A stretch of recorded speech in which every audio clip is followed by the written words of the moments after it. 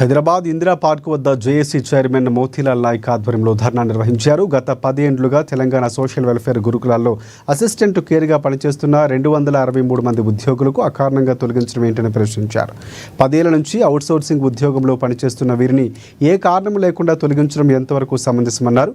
BRS పాలనలో ఉద్యోగంలో చేరిన వీరిపై కాంగ్రెస్ ప్రభుత్వం అక్కసుతో తొలగించిందని ఆరోపించారు.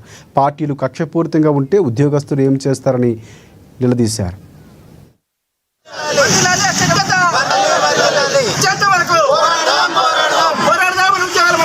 అసిస్టెంట్ కేర్ టేకర్లను దాదాపు 263 మంది కేర్ టేకర్లను అలుగు వర్షిణి గారు అకారణంగా తొలగించడానికి తీవ్రంగా వ్యతిరేకిస్తున్నాం.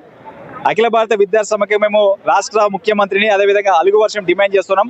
వెంటనే ఏదైతే విధుల నుంచి తీసినటువంటి 260 మంది కేర్ టేకర్లు వెంటనే విధులకు తీసుకోవాలని న్యాయం చేయాలి. లేని ఏళ్ళ ఖచ్చితంగా వారికి విధులకు తీసుకున్నందుకు మేము వారికి అండగా ఉండి న్యాయం చేస్తామని పోరాటం చేస్తామని సందర్భంగా హెచ్చరిస్తూ వారు చేస్తున్న సేవలకు మీరు వాళ్ళు గుర్తిస్తూ వారి వెంటనే విధులకు తీసుకొని న్యాయం చేస్తారని ఆశిస్తాం. లేని పక్షంలో పోరాటాన్ని ఉధృతం చేస్తామని చెప్పేసి ఈ సందర్భంగా రాష్ట్ర ప్రభుత్వం హెచ్చరిస్తా ఉన్నాం. ఈ ఏసీటీ అసిస్టెంట్ కేర్ టేకర్లు ఏదైతే వీళ్ళని అకారణంగా తీసివేయడాన్ని నేను తీవ్రంగా ఖండిస్తా ఉన్నా.